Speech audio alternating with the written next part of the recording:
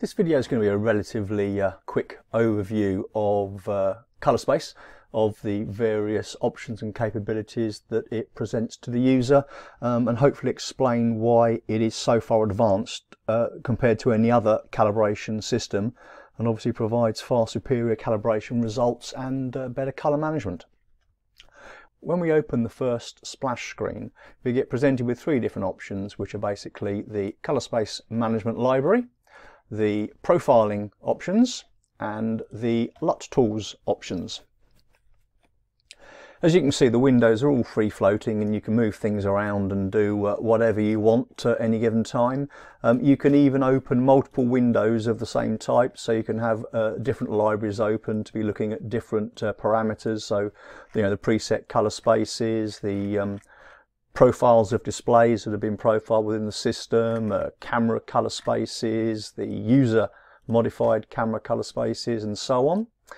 You can also open up multiple profiling windows so that you can be looking at one profile on one while performing a measurement on another. Let's just connect to the OEM probe to show that that connects. There we go. And if we were to go to the same probe on here, it will tell you that that probe is busy. So you can see you can mix and match as required. The same with, you could have multiple LUT windows open, so you could be assessing one LUT and maybe performing modifications on it in the way of, say, doing any of the maths tools or whatever, while assessing another one to see exactly what the parameters are that it presents. But if we go back to the beginning and start with the library space, looking at it in a little bit more detail, you have three presets, which are the color spaces that come inbuilt into ColourSpace, camera presets if you have cameras, and the profiles, which are just the three film stocks we use for doing things like look management to do emulation of film output. You then got the user spaces, so if you've modified a color space, you can then save it as a new alternate color space. So for example, you go, I don't know, sRGB, modify. If you wanted to change the gamma to a different value or something, call it a different name, save it, and then that will appear in the user spaces. Same with cameras, in that you can take a camera, red, modify, and you've got various parameters for the camera itself that you can modify and then save as a new preset, which will appear in the users. Again, means that you can generate look LUTs that are matched to the camera in question and to the target color space. And then we've got the actual profiles, which are the measurements of displays made using ColourSpace that are saved after profiling has completed. Again, they can be modified in different ways, because you can extract from them a color space, so you can match a display to itself, extract a profile for probe matching, or add augment data.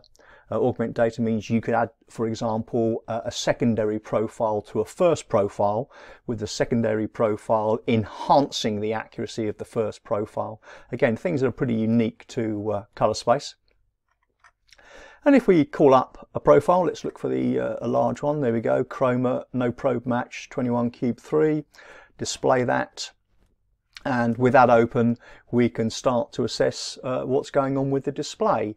So initially, we have the various graph options that we can get into to look at the way that display is responding in the various parameters, all of which can be zoomed into and assessed for far greater detail, including drift.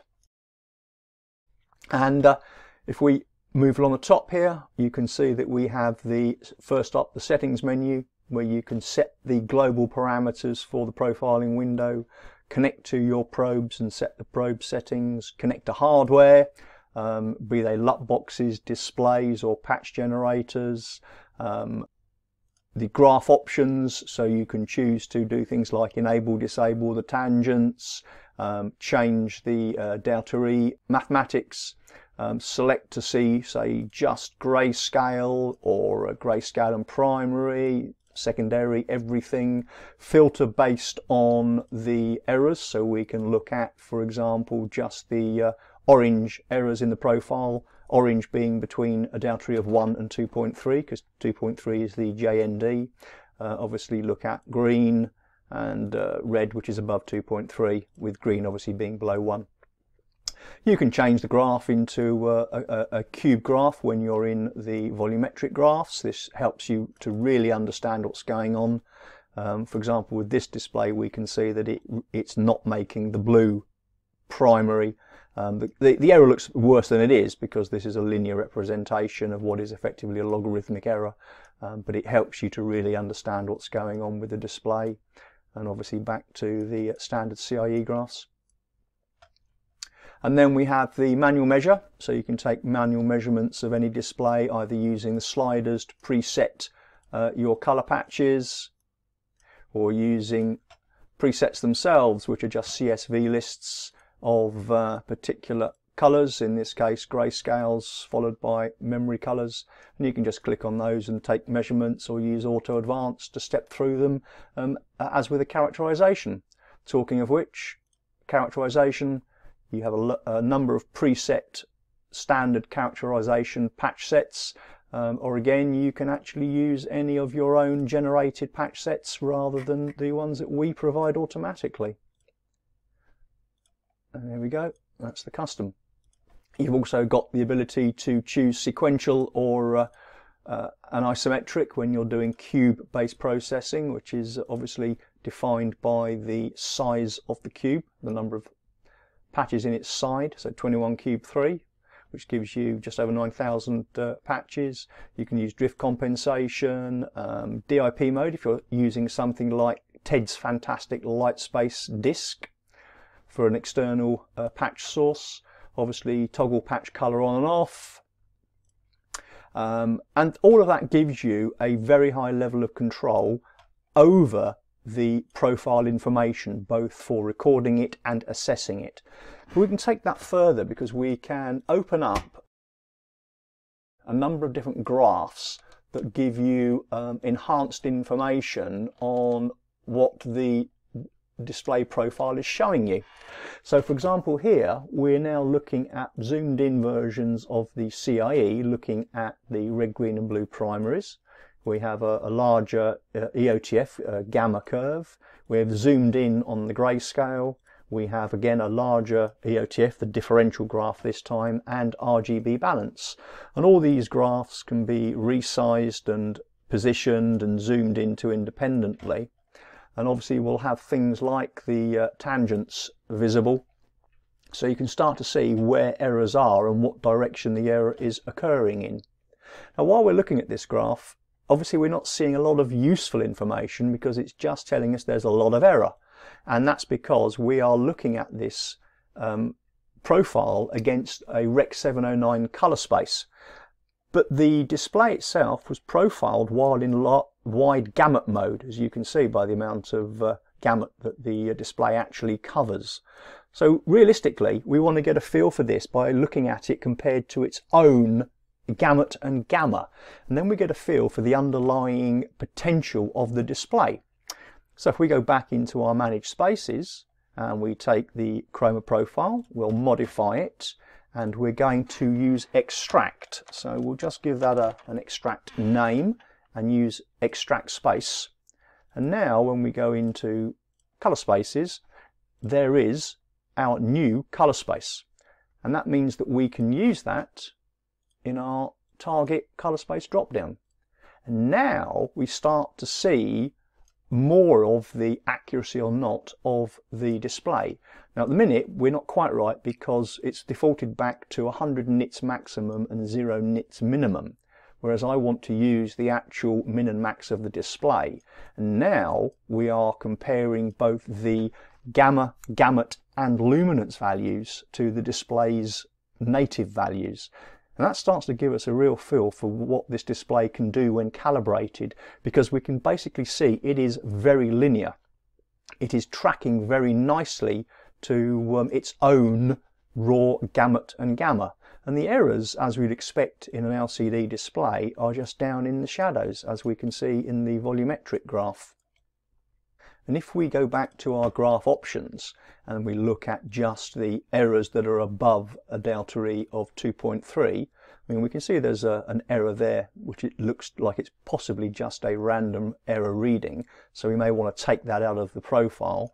And to do that, we can go to our top graph. And if we look at the tangents, you can see that the errors are all saturation. They are all tracking in towards the center point. Now note, they're not tracking towards white because they're in the low level area of the profile. As we can see volumetrically, they're all right down in the shadows.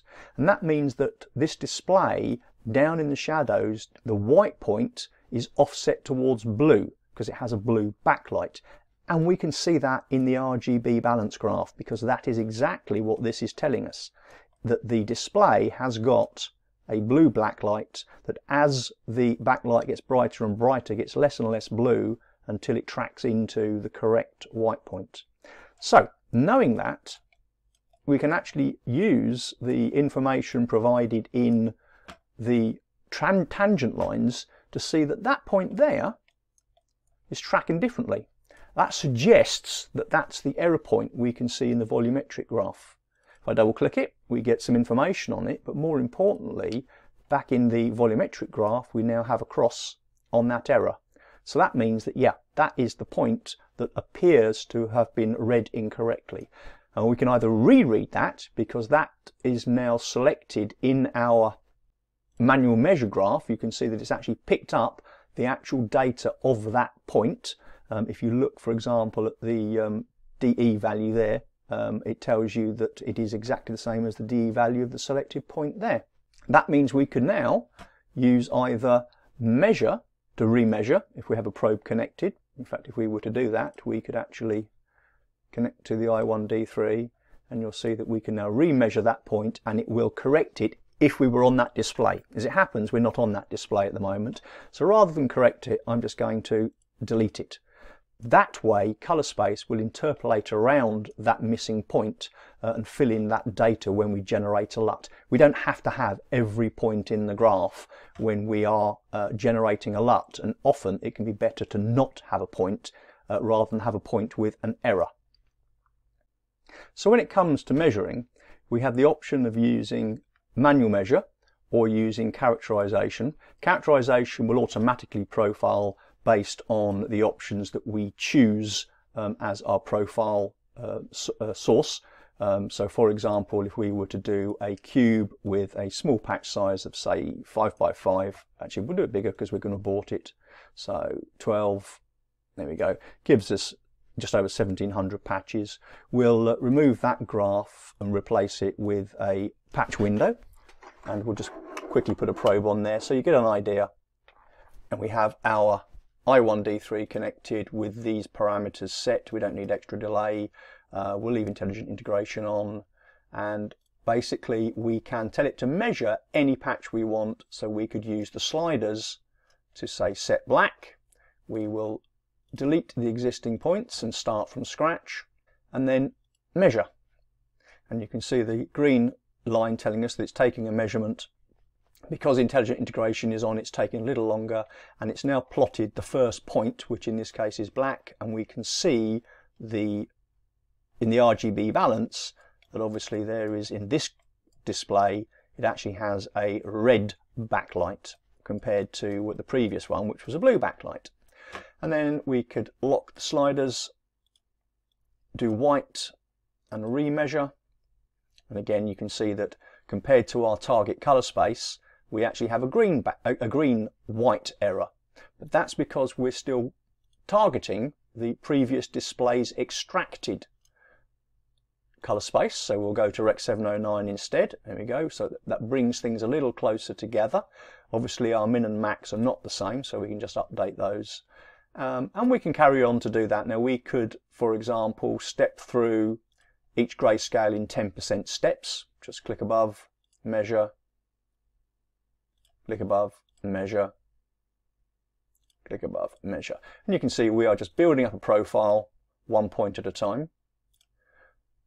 Obviously, if we were parked on one and were making manual adjustments, we can use repeat and measure, and it will now continuously measure that same point, and we can use the display's inbuilt colour management controls to get the measured point as accurate as possible. When we stop, the last one will be saved into the profile, and we can just literally finish off that. Just why not? There we go. So we've now done that profile with the 10% steps throughout.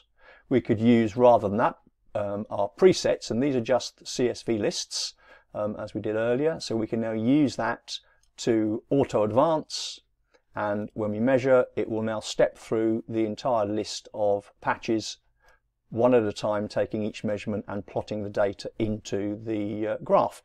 It'll populate the CIE graphs as it goes, but it won't populate the grayscale, because that's updated at the end, and it's actually adding into the existing graph that we just made. So if you look, you can see it's building up additional points into the grayscale, adding to those that we manually did earlier. Okay, we'll just abort that. As well as the manual measure, we have obviously the characterization. So if we go into Cube, we can select the size we require, either with a slider or just dial in a number.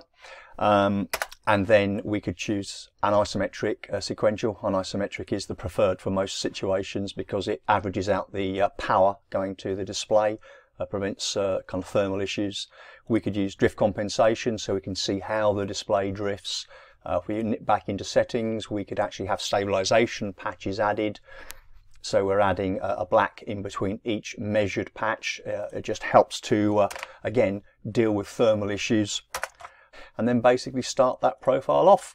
We're starting a new profile, that's good. It will now just step through all 9,447 patches and build up a profile.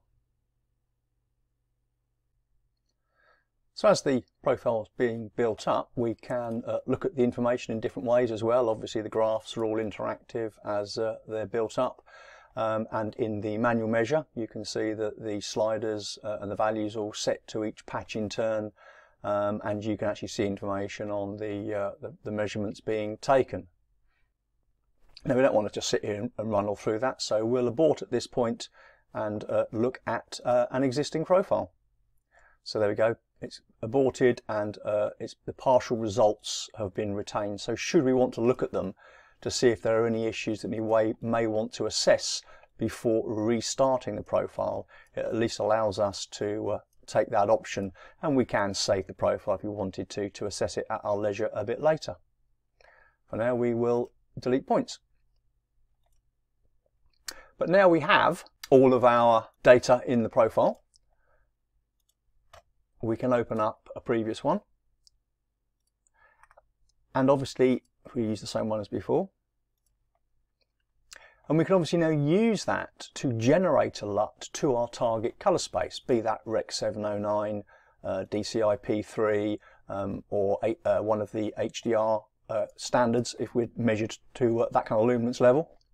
But in this instance, we're just going to use this to generate a LUT for the standard Rec 709. And if we now go into our LUT generation tools,